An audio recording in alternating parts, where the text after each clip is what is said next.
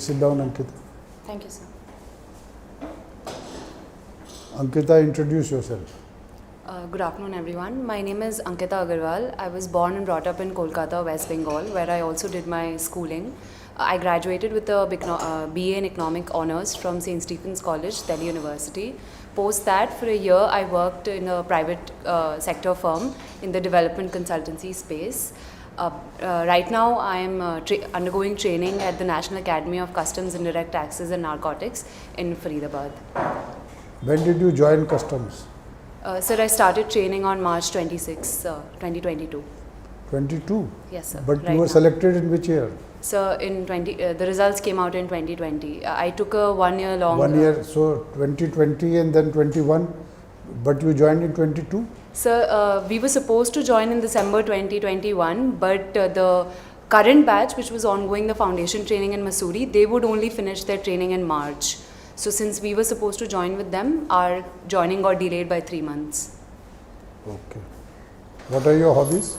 Sir, I really enjoy reading books, both fiction and non-fiction. I watch a lot of videos on YouTube, semi-informative, a lot of podcasts. I also enjoy playing a variety of things, like sometimes basketball. I'm learning lawn tennis at Faridabad in the academy. All right. Dr. Sinha. So, Ankita, you have been also editor-in-chief and you play tennis also. Play also tennis? I just started learning at the academy. You keep a track of what is happening in the tennis world? No, sir. No. No, sir. Suppose I was to ask you, who is the greatest tennis player of all time? GOAT. Yes, sir. Can you tell me? Sir, I can think of 3 names, but I'm not. No, one. Sir, I would say that might be Roger Federer, but I'm not sure. You're not sure. You're not. Okay. Let me ask you a field where you feel more comfortable. You have been editor-in-chief of St. Stephen's College magazine. Have you heard of this Information Technology Rule 2021? Yes. You heard of it? Yes, yes, sir. The So, does it impact the media, news, digital media? Yes, sir, it How? does. Sir, the rules apply to the section of the media which only publishes online. So rules such as restrictions on what can be published based on reasonable restrictions such as security of the state, law and order, decency, etc. But sir, as far as I know, I think a High Court, if not, I think the Madras High Court has stayed the guidelines pertaining to just digital media. Okay. So, a lot of people in the media have, rallied against it. What is your opinion? Sir, I think to the extent that this was drawing a division between media that is solely digital and print media, television media, I think it was perhaps unfair to the digital media space, because all media, whether or not, depending on the irrespective of the medium, should be regulated by the same rules. And as far as I understand, print media and television media, they're largely self-regulated, and there are certain other rules that pertain to them. I think that was the contention. So, you are concerned? Yes, sir, there are. So, you think media freedom is under some kind of a restriction now in our country? Sir, if we look at some rankings, it does appear that... What is your opinion? Sir, I think perhaps our media has become a lot more polarized, and when that happens, there are restrictions, both external and self-imposed. So I would say that landscape has sharpened over the past few years. No, but you haven't told me. You have used a lot of words. What is your opinion? Is the media under threat or restriction? Sir, I would say so. Yes, sir. Yes. Yes. Okay. So, tell me, suppose tomorrow you become the IB secretary. What steps would you suggest so that this concern is addressed?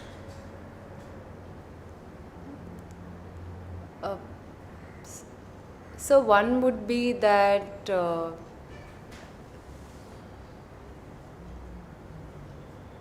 So there should be a lot more focus on self-regulation of media, that they draw up their own guidelines and they do have self-regulating bodies. So perhaps corporate ownership of media houses is something that will also have to be looked at, because certain corporates own vast sections of the media landscape. Maybe that is something that can be looked at, that certain corporate sectors should not monopolize the media landscape. So these are two things I can think of. Let's move to another field. You are a student of economics also, and you have also taken political science and international relations. So you tell us, what is economic diplomacy? So this is diplomacy in the space of economic relations between two or more countries, where countries interact with one another to increase their trade, their other economic relationships in terms of technology, etc. But that's a normal diplomacy. What is the economic word all about? That's normal diplomacy. You use trade and commerce and other kinds. Why is the word economic diplomacy used?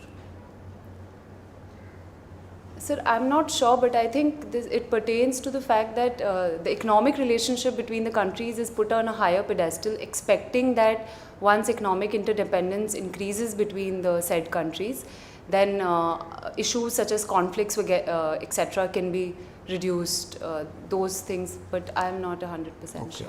So do you think India economic diplomacy has any success story that you are aware of?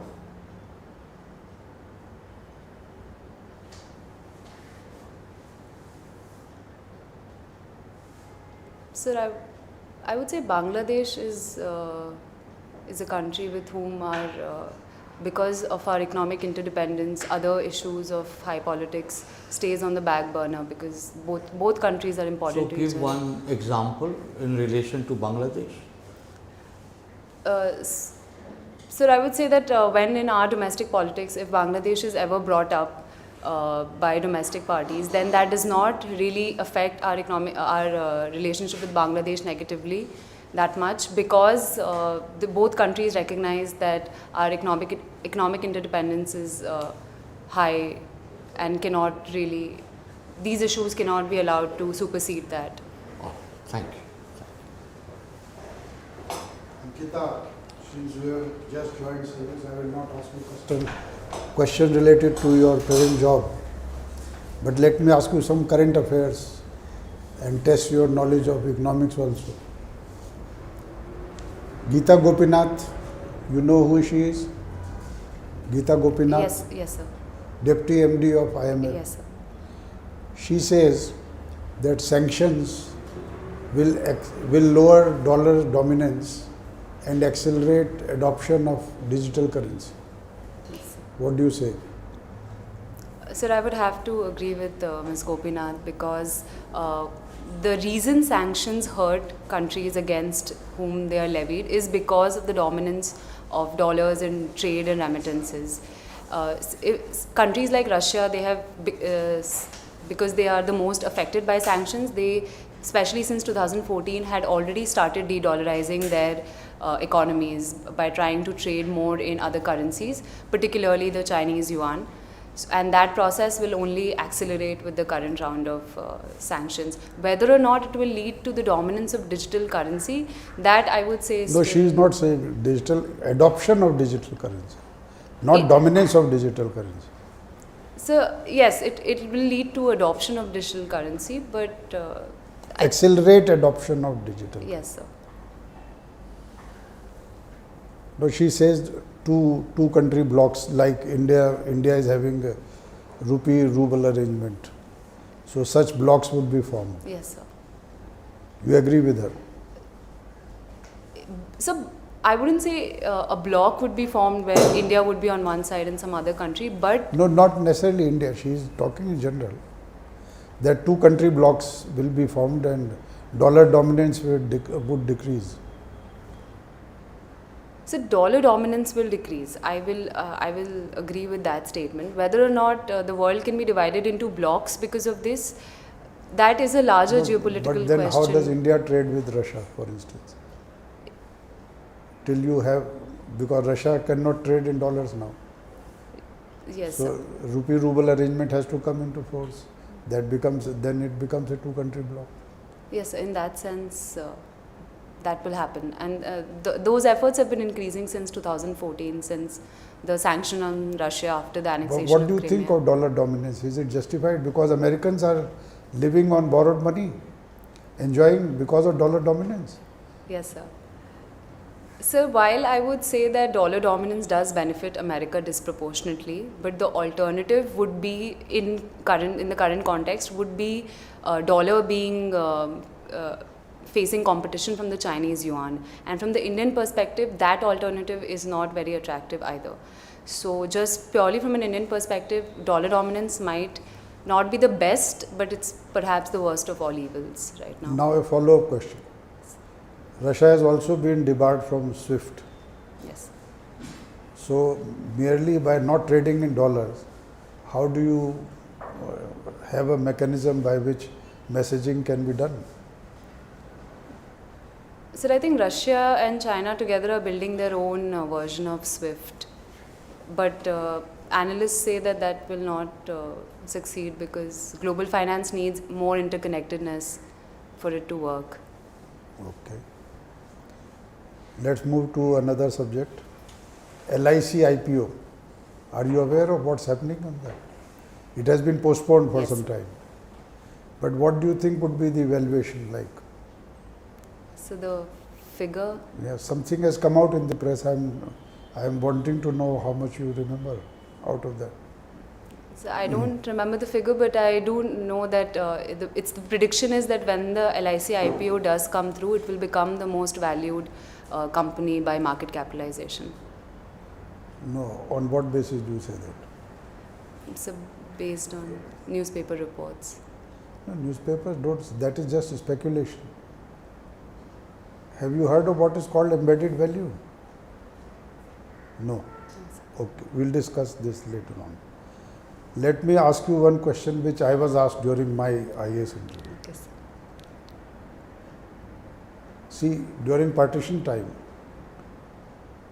there was violence both on the western sector as well as eastern sector. But on the eastern side, the violence was much less. Yes, sir.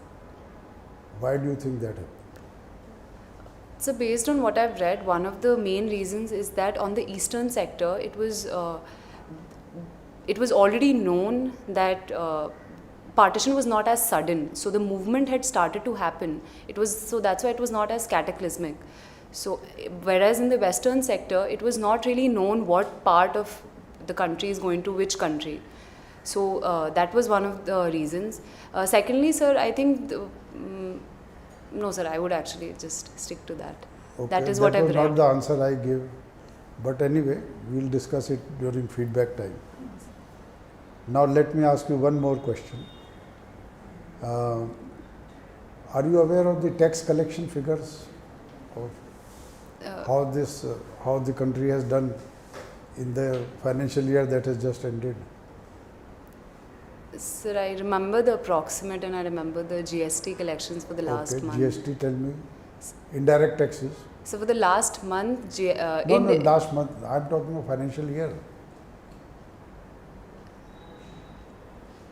Sir, It came out very prominently in the press. That's why I'm asking you. I'm sorry, sir, it would be around 8 to 9 lakhs indirect taxes, 8 to 9 lakh crore rupees, but I don't remember the. Okay. Thank you. Aradhana. Okay, Ankita, what is it that precedes the budget, the day before the budget, what is presented? So, ma'am, the economic survey. Okay, and what are the economic surveys say for this year? Coming year? Highlights, can you say? Never mind. Okay, now if I were to say the GST legislation is an unhappy compromise, would you agree with me or disagree? Why? Ma'am, it's certainly a compromise.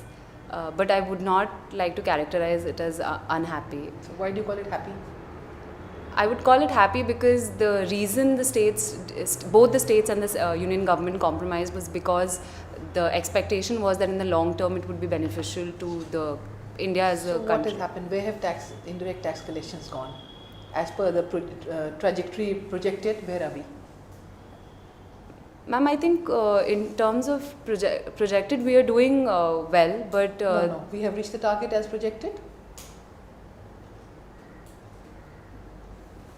ma'am, I think so. Okay, all right.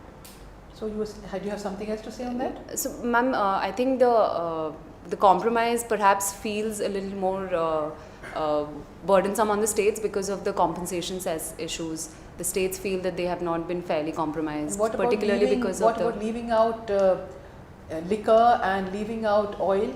Yes, ma'am. Ma'am, the expectation was that once the revenues stabilized and all parties were happy with the way GST was going, the momentum on including these other items would be there. Unfortunately, that has not happened because of Still some. say it's not an unhappy compromise. Okay. Now, it's just a simple question. Should it be more direct taxes or indirect taxes as a revenue raising tool for the government? Ma'am, direct taxes should be more than indirect Why do you taxes. say that? Ma'am, in economic theory, direct taxes are considered more progressive than Okay, indirect taxes. all right. And what is wrong with our direct tax structure today? Ma'am, our base is very low, and the marginal income tax on those who do pay it is considered higher than it should be. Right. And what about the rate as compared to corporate? Ma'am, corporate income tax rates were recently revised. What is it now?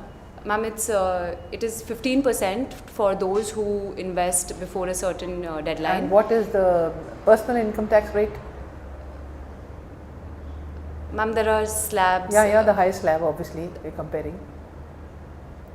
Ma'am, the highest slab I think is 30%. And cesses on it. So, you find that robust? The corporate pays less than the personal individual? Ma'am, I think the individual should not be paying more than the corporate sector, but the corporate sector rates are competitive in the global market. They will be, of course, because they are low. Okay. Now, an act was passed regarding surrogacy and infertility in 2022, this year. So, what was Sorry, the main ma'am. thing that it did? I did not. Surrogacy Act. Surrogacy Act. 22. Yes, yes, ma'am. So, what did it do? What are the main clauses of it? Main purpose of it? Ma'am, the main purpose was to protect women who are. Of course. How have they done it? Ma'am, commercial surrogacy has been banned.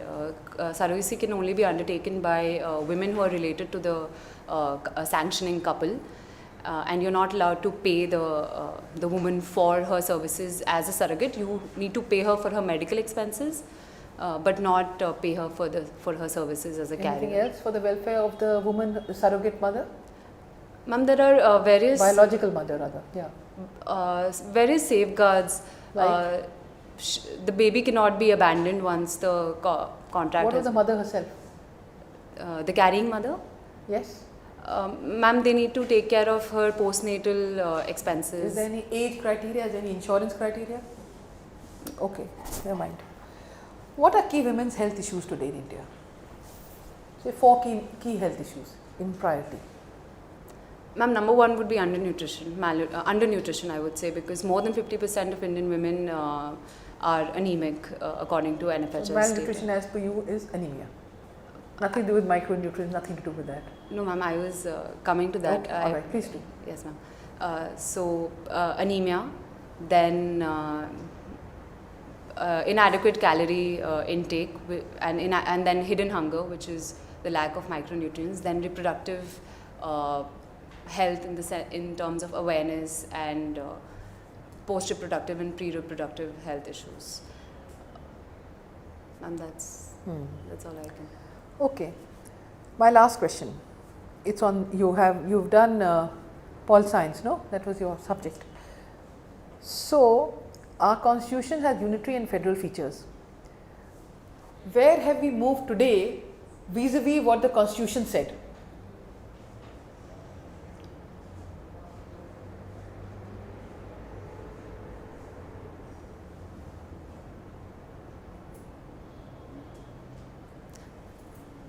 Ma'am, if I may go by legislative, administrative, Whatever you want to do. ma'am, in terms of the legislative powers, the powers of the union have been increased while that of the state have. How have they been increased? Ma'am, because the union list under the 7th schedule, it has expanded, so has has the been included? concurrent list. What has been included?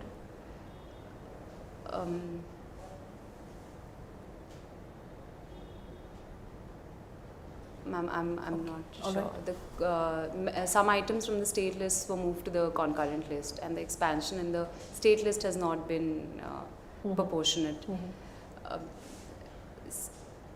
Secondly, ma'am, in terms of administration, the emergency provisions have been used multiple times since the beginning of the constitution, but in recent years that has improved.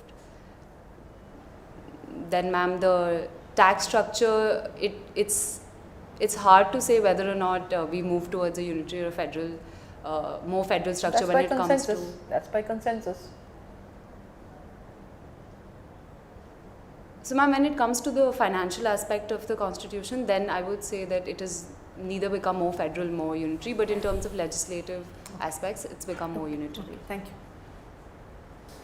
So, Ankita, who said that economics is a dismal science? Do you recall? No, sir, Okay, it was Thomas Carlyle.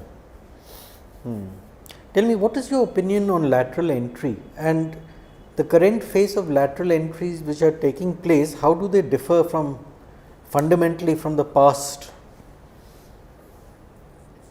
Sir, on my opinion on lateral entry, I think lateral entry into the civil services is important and necessary, because it infuses not just expertise but also competition into the services. Having said that, I think lateral entry should be protected from issues such as nepotism, political favoritism. So there should be a proper policy as to what percentage of civil servants should be lateral entrants, how their entry should be decided, how the government can be kept at arm's length.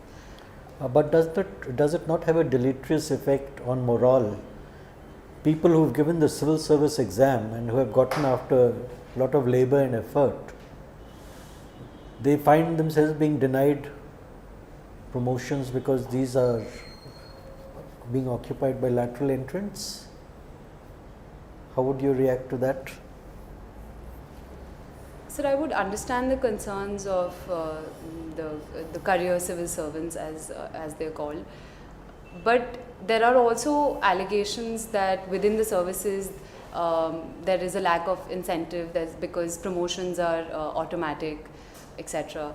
So I think this is something that if done with honesty and with a clear structure, not arbitrarily, I think these grievances can be addressed for the betterment of the country. Have you heard of the term drone? Drone, yes. Yes. What exactly are drones? So these are unmanned aerial vehicles, which in basic terms means that they can be remote operated, and they're generally smaller in size than much smaller in size than an average aircraft. Can be used for various purposes, both military and civilian uses. Any idea of their role in the current Ukrainian conflict? Sir, I'm not sure, but I think they've been militarized in other conflicts, such as in Afghanistan, but I'm not sure if they've been used in the current conflict. Okay. Internet of Things. What is meant by Internet of Things? So in my very basic understanding, it means when various electronic devices are connected to one another through the internet. Say I can operate this fan from my computer, or it's connected to some temperature regulator, and every time the temperature regulator detects that the temperature has increased beyond a certain parameter, then the fan gets turned on. Very rudimentary terms. It's when machines talk to each other. Okay. Right. Since you have a political science background, you would be knowing what is NPM. Have you heard of NPM? NPM. Yes. Let me help you out. New public management. Have you heard of this? No, sir. No. Sorry, sir. Okay. My last question to you. Rule of law, what does it entail? Yes, sir. So, rule of law is the principle that entails that the law is supreme. It's the supremacy of the law. It includes the idea of equality before law. What it means that whatever is the written law will apply to all, irrespective of their position in the political social hierarchy. So A.V. Dicey had given the principle saying it means the supremacy of law, equality before law, and predominance of the legal spirit. Any other dimension? We'll talk about it when you come for the feedback. Thank you, Ankita. Thank you, sir. Ankita, please wait for a few minutes. We'll call you for feedback. Thank you. Thank you.